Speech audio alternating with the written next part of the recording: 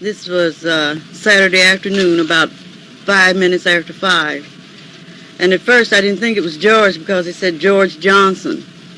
So I went on with my sewing. And then about 3 or 4 minutes later, they said it was George Jackson, one of the so-called Soledad Brothers.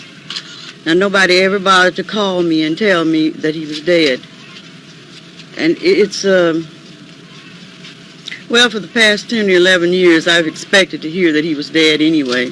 So, although the shock was there from the radio, I still expected to hear it someday, but not from the radio. Your son died is fairly well known.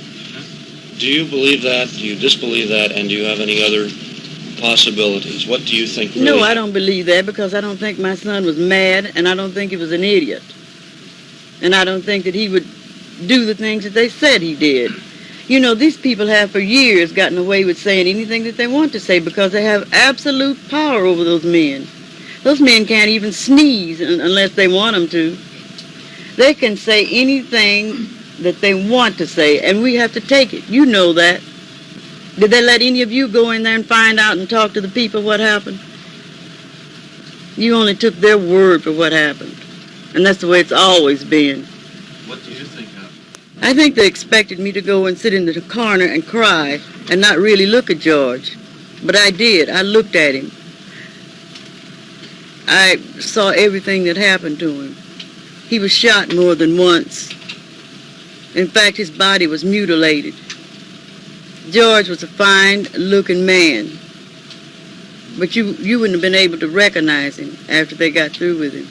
It seemed as if they just did things to him for a vengeance, you know. And then when I talked on the phone to him about it at San Quentin, they said everybody was glad he was dead. And you could tell that they were glad for what they did to his body. You are free to change whatever you hear into the lies that you see. We have no misconception about how black people are treated in the penal institutions of this country. There's a lady that sits beside me who has firsthand knowledge of the way black people are treated in the penal institutions of this country. We are informed that press coverage... I heard about George's death on the radio. I think that happened. I don't know exactly what happened, but I do know that the guards were out to get him. I know that there was one guard there that treated him very well because he told me, this man has kept me alive since they returned me to San Quentin. And unfortunately, I can't remember his name. Mr. Jackson, there was supposedly a lawyer. That since we can't get justice from the state of California and we can't get justice from America in general, that we need somebody to intercede for us to see that some justice is done in this country concerning the murder of my son and the murder of so many other men in prison. And it's basically that. Mrs. Jackson, say people in New York wanted to sacrificing white lives along with black lives if it achieves what they're after. In other words, no black voice can get too loud in this country. It's always silenced. The minute somebody comes forward and tries to inform the masses of people, white and black, what's going on, because you see, most people are selfish. They don't bother to think what's happening to their fellow man. Just so long as they're surviving, they don't care what happens to the next person. But I don't say that they're cruel, but they just don't stop to think about it. Just like you people. You don't stop to think about anything but getting a story, because that's your livelihood. You don't care where I'm being repressed or murdered, because that's not really on your mind. But once you stop to think about these things, you might be impressed to the fact that, say, we're all Americans, and these things that are happening to other Americans just possibly might happen to me. So in order to keep this thought from ever reaching any of the so-called good people, or the silent majority as they're termed, these things are conducted in a way as to make prejudice against, what's going on. They do this. They frame all these little lies in the prison. They keep people away from prisons. They build them way out somewhere where when you're poor like me, it takes you forever to get there. And if you get there, you've spent some money that you need to exist on in order to get there. They want to, first they tried to take your people away, keep him away. He's a political prisoner, even though he didn't believe, if he hadn't believed in socialism, if he hadn't believed in that, he would still be a political prisoner. Because in this country, the prisons are run by whatever political party's in. This year it happens to be Republican, so Republicans are running it. Next year, if the Democrats get in, they'll appoint their special little murderers to do their job. So it's no difference. Mr. Jackson, Group in there that are Nazis. And this group, they call themselves Nazis. And this is the people who are hired, who are given special privileges by the guards to do their dirty work for them. Mrs. Jackson, Mrs. Jackson, I was wondering if Jackson studio show. In that there is real trouble in his body that hadn't been something done to it. Where is his body now? He's buried in Mount Vernon, Illinois. Mrs. Jackson, you have decided to take this to the UN. On what grounds are you going to approach this body? On the grounds of, I mean, there's certain things that Change. You say that nothing's happened so far. Now we've had I think Hezakya. society has to change also. I think people such as you, your attitudes has to change towards people. You think because somebody's locked up in jail, they cease to be a human being. They're still human beings, and no matter where they are.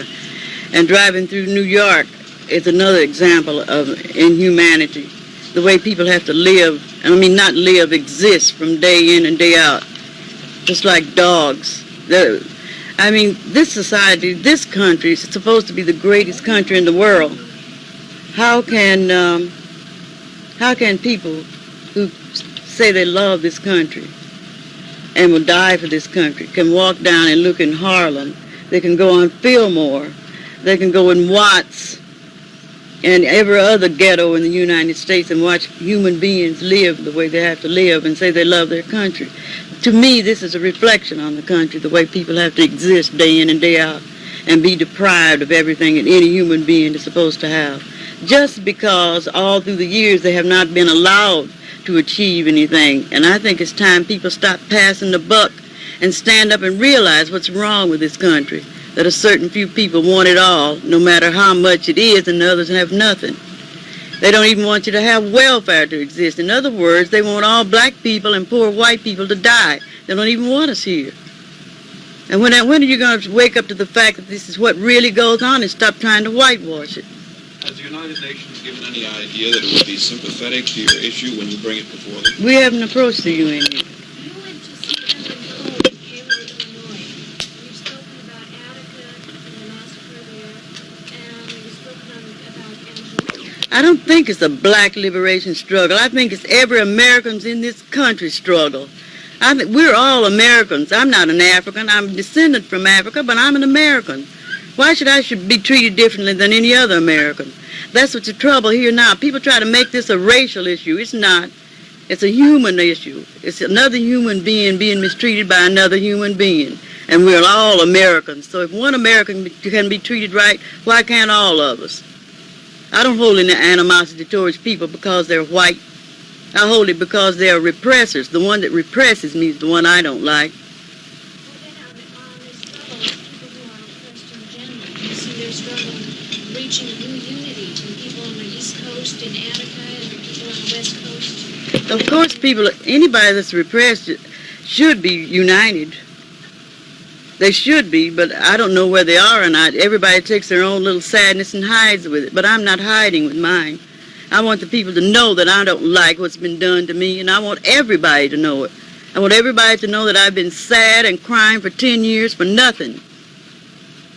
Mrs. Jackson, there were indications that your attitudes are something Now than there were then. I felt like if George needed help, that this great country and this great state that we live in could help him. I went along with the state to try to help him. I had to find out for myself, just like you will have to find out for yourself, that they didn't want to help him. They wanted to kill him. They wanted to make him a bootlicking lackey like most other black people in the country. And he didn't desire to be like that. Did you feel that your son was railroaded into prison by society? I feel like that he didn't have a fair trial. I felt like that the lawyer stood there and sold him down the river because there was a witness said that he didn't take part in that particular thing. He didn't have anything to do with it. We had a witness, and he was white, and they wouldn't use him. Mrs. Jackson, the officials... And I took a plane and went to Oakland to try to find out what happened to my son. I called the prison, and I was told that nobody wanted to talk to me. I tried to get a hold of Warden Park, and I was also told nobody wanted to talk to me. The only way I got to talk to Warden Park is when I pretended I was a reporter from the Sun reporter, and he came to the phone. And when I asked him what happened to my son, I said, how did he get killed? What's wrong? Can I come out and talk to you? He says, no, I don't want to talk to you, and I don't want to see you. So I kept calling, and I told him I'd be out the next morning at 9 o'clock. And I wanted somebody to tell me what happened to my son. And I went to the prison the next morning, but they wouldn't let me in, but they let reporters in. So all I know about what happened to my son is what I read in the papers. Nobody has bothered to tell me anything, not even to notify me he was dead. And this went on for 2 or 3 days. And then finally, we tried to get the coroner to get his report on what happened to George. They refused to give us that. So we haven't heard anything from any official about George's death. The only thing we know is what we read in the newspaper. And I think this is wrong. I think when somebody's killed, I mean, after all, other people are notified when their people are killed. They don't have to read about it in the newspaper or hear it on the radio. And at least he could have talked to me and told me that he died. Even if it was a lie, he could have told it to me. And I think this is wrong for him to be treated like this. And when I went to get his possessions, all they gave me, they wouldn't even give these to me. They gave them to someone else. It was a little envelope about 6 by 8. It had 3 or 4 1960 check stubs in it, his 1960 driver's license, and a little chain or something he used to wear around his neck, an old watch from 1960. Nothing from 1960 to the present time. He had many photographs and books and letters from people in his cell, and none of these things they gave to me. They gave me no excuse except it's evidence. Now, I don't see how his books, his pictures of us and other friends could be evidence. But these things still are refused to us. And I think this, since I can't get any consideration from them, somebody has to say something. And that's the reason why we were trying to get a petition together to go to the UN. And this petition, we feel, will not only help George, but help a lot of other people too. Because these things not only happen to him, they happen to everybody who happens to be unlucky enough to be locked up. Years. I mean, you'd have to be directly involved with going there for so long to really know what goes on. I mean, you can't go there, take a visit to go in for 20 minutes, because when you go in, they clean it up. Everything is nice when reporters or some organization goes in for a visit. It's very nice. And once a year, they even have Chamber of Commerce to-dos, affairs at the prisons. And this way, they can fool the public. They don't want the public to really know what goes on. But this murder, this harassment goes on every day of the year, except maybe when somebody from the public is there. They don't. My thoughts of George going to the youth authority is that somebody's going to try to help him if he needs help. But that was wrong. They don't try to help anybody when they take them in prison. They take them only to punish them. And in punishing them in this way, they either make them a idiot, they make them crawling on the ground, or in some instances, some people are strong enough not to become idiots. And I don't care what anybody says, my son was not a mad dog. he wasn't a mad dog killer, and that's what they couldn't stand. They couldn't stand that they had kept him there for 10 years and still hadn't made him what he wanted him to be. A lackey, a broken man, and somebody that they could just control, either that or a stool pigeon or an informer. That's all they try to make out of them. And in the prisons, when they go in, they have this program. It's not the program you think it is. It's a program where they have characters of what everybody who comes into prison should be. Such as they have some that they call queens. They have some that they call, I wish you could, some of you who are very interested could have been around and talked to somebody who's brave enough to tell you what really goes on inside the prison. Because when you go there, most of the inmates are afraid to say anything. Because for 8 or 9 years, George was afraid to even tell us everything that went on. And many times, there have been people there assigned to kill somebody else. But this is one thing I can say even about the Nazis. Most of them respected George. And the guards were never able to get any of them to set him up to be killed. That's the reason why he stayed alive so long. He was the person that mostly everybody in the prison respected. And I've talked to a lot of people who've been on the parole, both black and white. And they have told me the same thing. I have people's names right now that will be a witness for me if I had any place to take the evidence to. But I don't have any place to take it. So therefore, I can't put their name in jeopardy just to the general public.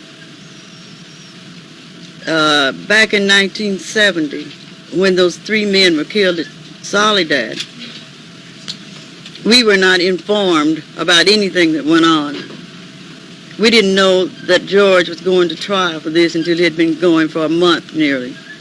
The only way we found out about it was the public defender called me on the phone and told me. Now, he had been writing letters out to tell us what was going on, but they kept these letters. I guess at one time we got about 9 letters that had been written over the past 3 or 4 weeks. And these letters told what had been going on. I got a letter from another inmate who told me that they were trying to frame George for the Soledad murder of his guard. And, I mean, to give somebody's name like that to the authorities as evidence, these people have to live in this prison day in and day out, and they are afraid for their lives. But I don't think that really that anybody can do anything about the prison system. I don't think that you people or I or anyone else can do anything until the people who have control, such as the governor and, well, maybe even the president or somebody like that, really wants the thing to change. We have all these rules. There's been 2 or 3 senators from California tried to make prison reform, but these rules and these changes get bogged down and stay there for 15 or 20 years, and nobody does anything about it. So in order for things to be changed, the powers that be has to change them, and we know they don't want them changed.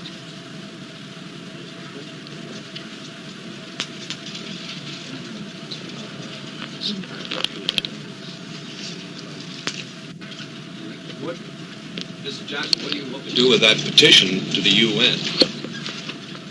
Well, we hope to get enough signatures to take it to the UN and convince the people